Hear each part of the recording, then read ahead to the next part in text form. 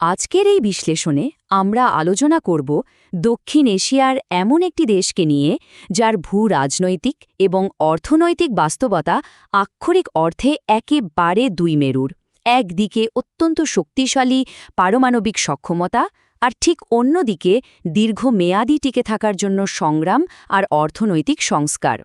এই দুটি সম্পূর্ণ ভিন্ন এবং বিপরীতমুখী শক্তির মাঝে কিভাবে একটি দেশ প্রতিনিয়ত ভারসাম্য বজায় রাখছে, সেটাই মূলত আমাদের আজকের আলোচনার মূল বিষয়।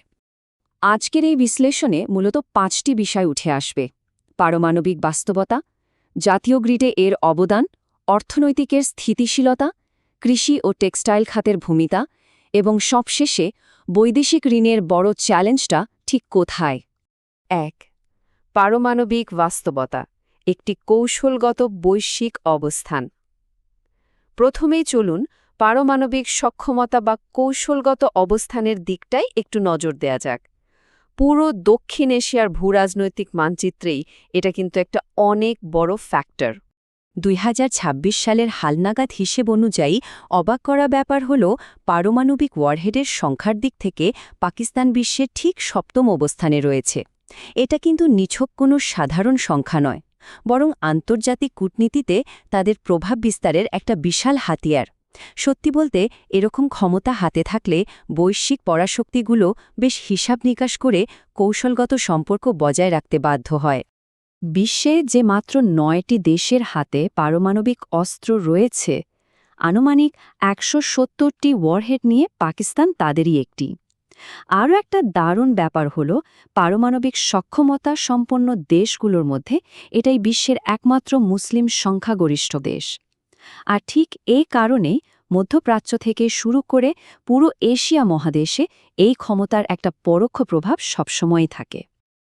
এখন প্রশ্ন হল, এত অস্ত্র থাকার পেছনের মূল নীতিটা আসলে কি? অফিসিয়াল ভাষায় একে বলা হয় মিনিমাম ক্রেডিবল ডেটারেন্স বা ন্যূনতম বিশ্বাসযোগ্য প্রতিরোধ। সোজা কথায় বললে, এটা কিন্তু কোনো আগ্রাসনের জন্য নয়, বরং প্রতিবেশী দেশগুলোর সাথে ক্ষমতার একটা কৌশলগত ব্যালেন্স বা ভারসাম্য বজায় রাখতে এই নীতিটা খুব কঠোরভাবে মেনে চলা হয়। বলতে পারেন, বড় ধরনের কোনো সংঘাত এড়ানোর জন্য এটা এক ধরনের সামরিক এবং মনস্তাত্ত্বিক ঢাল। 2. জাতীয় গ্রিডে বিদ্যুৎ সরবরাহ, বেসামরিক পারমাণবিক শক্তি। এবার আসা যাক এই শক্তির ব্যবহারিক দিকটায়, যা সাধারণ মানুষের দৈনন্দিন জীবনের সাথে সরাসরি যুক্ত।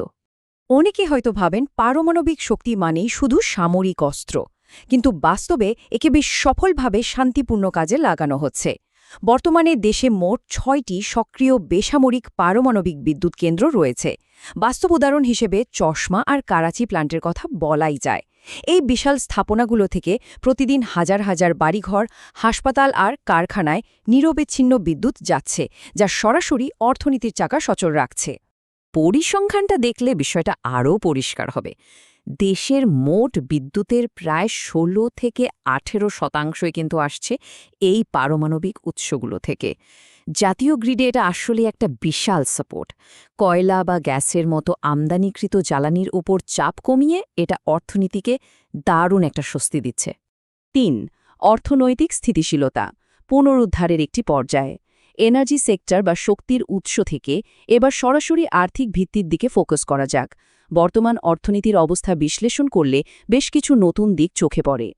অর্থনীতিতে বেশ লম্বা সময় ধরে চলা একটা অস্থিরতা শেষে 2026 সালে এসে পরিস্থিতি ধীরে ধীরে শান্ত হচ্ছে। এই মুহূর্তে জিডিপি প্রবৃদ্ধি মোটামুটি 3.5% কাছাকাছি। আর সবচেয়ে বড় স্বস্তির জায়গা হল মূল্যস্ফীতি, যেটা আগে একেবারে আকাশ ছোঁয়া ছিল, তা এখন কমে 6 থেকে 8% একটা সহনশীল মাত্রায় নেমে এসেছে। মানে হল, সাধারণ মানুষের নিত্যপ্রয়োজনীয় জিনিসের দাম এখন আগের চেয়ে অনেকটাই স্থিতিশীল। আর এখানকার আসল গেম চেঞ্জারটা হলো তাদের বর্তমান অর্থনৈতিক সংস্কার। একটা সময় অর্থনীতিটা চলত মূলত ভোগ বা প্রচুর ইম্পোর্টের উপর নির্ভর করে। এখন ঠিক সেখান থেকে বেরিয়ে এসে একটা টেকসই রপ্তানি নির্ভর মডেলে যাওয়ার জোর চেষ্টা চলছে। অর্থাৎ শুধু বিদেশ থেকে কিনে আনা নয়, বরং দেশেই বিশ্বমানের পণ্য বানিয়ে আন্তর্জাতিক বাজারে বিক্রি করার দিকে এখন পুরো ফোকাস। 4. কৃষি এবং টেক্সটাইল, অর্থনীতির মূল চালিকা শক্তি। এই যে নতুন রপ্তানি কৌশল, এটা আসলে কিভাবে কাজ করছে আর কোন খাতগুলো এতে সবচেয়ে বড় ভূমিকা রাখছে, চলুন সেটাই দেখা যাক। অর্থনীতির মেরুদণ্ড হিসেবে কিন্তু কৃষি খাতটাই সবচেয়ে বড় সাপোর্ট দিচ্ছে। তুলা, গম আর বাসমতি চাল উৎপাদনের ক্ষেত্রে পাকিস্তান সারা বিশ্বে অন্যতম শীর্ষস্থানীয়। আর এই ফসলগুলো শুধু যে দেশের বিশাল জনসংখ্যার খাবার যোগাচ্ছে তা নয়, বরং ইউরোপ থেকে শুরু করে মধ্যপ্রাচ্যের বাজারেও তাদের একটা খুব শক্ত অবস্থান তৈরি করে দিয়েছে। অন্যদিকে শিল্পের কথা বললে টেক্সটাইল বা তৈরি পোশাক খাতের কথা আলাদাভাবে বলতেই হবে। দেশের মোট রপ্তানি আয়ের অর্ধেকেরও বেশি, মানে প্রায় ৫৫% আসে এই একটা মাত্র খাত থেকে। বিশ্বজুড়ে নামে দামি ব্র্যান্ডের অনেক পোশাকে কিন্তু এখানকার কারখানায় তৈরি। লক্ষ লক্ষ মানুষের কর্মসংস্থান তৈরি করা এই বিশাল শিল্পটাই মূলত নতুন রপ্তানি নির্ভর অর্থনীতিকে সামনের দিকে টেনে নিয়ে যাচ্ছে। এত সব উৎপাদন আর কাঠামোগত পরিবর্তনের মাঝেও একটা খুব ক্রিটিক্যাল প্রশ্ন থেকেই যায়। এই যে বিশাল একটা অর্থনৈতিক রদবদল চলছে, এই সময়ে বৈদেশিক মুদ্রার রিজার্ভ বা ফরেক্স রিজার্ভ আসলে কিভাবে ধরে রাখা হচ্ছে? কারণ জ্বালানি বা শিল্পের কাঁচামাল যাই বলি না কেন, রিজার্ভ ছাড়া তো আন্তর্জাতিক বাণিজ্য একেবারে অসম্ভব। ৫. ঋণের চ্যালেঞ্জ, বাহ্যিক নির্ভরতা সামলানো। আর এই রিজার্ভের প্রশ্নটাই আমাদেরকে নিয়ে যায় পঞ্চম এবং শেষ পয়েন্টে, ঋণের চ্যালেঞ্জ এবং বাহ্যিক নির্ভরতা সামলানোর কঠিন বাস্তবতায়। বাস্তবতা হল দেশটিকে বর্তমানে বিশাল অঙ্কের বৈদেশিক ঋণের বোঝা বইতে হচ্ছে। রিজার্ভ টিকিয়ে রাখতে আইএমএফ বা আন্তর্জাতিক মুদ্রা তহবিলের বিভিন্ন প্যাকেজের ওপর তাদের মারাত্মকভাবে নির্ভর করতে হয়। পাশাপাশি চীন এবং সৌদি আরবের মতো ঘনিষ্ঠ মিত্রদের কাছ থেকে পাওয়া দ্বিপাক্ষিক ঋণগুলো অর্থনীতিকে সচল রাখতে একেবারে লাইফ সাপোর্টের মতো কাজ করছে। এটা আসলে ভূ অর্থনীতি আর কূটনীতির খুব সূক্ষ্ম একটা ব্যালেন্সিং গেম। যারা দক্ষিণ এশিয়ার ভূ রাজনীতি নিয়ে খোঁজ খবর রাখেন, তাদের কাছে এই ব্যালেন্সিং অ্যাক্টটা খুবই ইন্টারেস্টিং মনে হবে।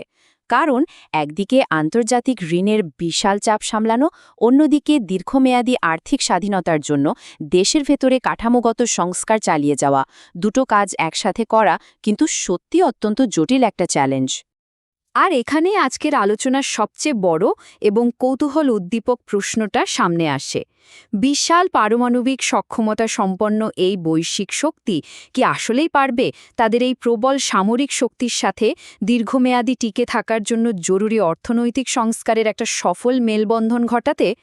সামরিক খাতের বিশাল ব্যয় আর অর্থনৈতিক স্বনির্ভরতা, এই দুয়ের মাঝে সঠিক ব্যালেন্স খুঁজে পাওয়ার ওপরই নির্ভর করছে দেশটির আগামী দিনের ভবিষ্যৎ। এই গভীর ভাবনার জায়গাটা রেখেই আজকের বিশ্লেষণ এখানেই শেষ করছি।